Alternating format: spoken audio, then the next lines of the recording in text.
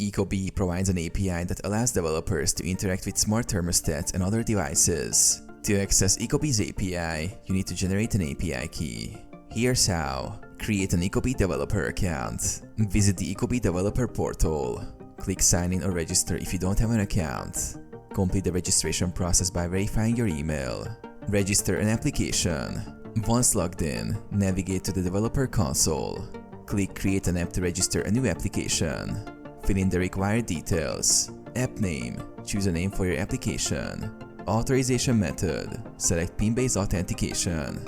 API scopes. Choose the necessary permissions for thermostat control, reading data, etc.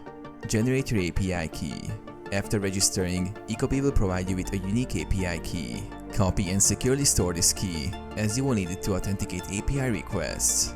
Use the API key. Include your API key in API requests, such as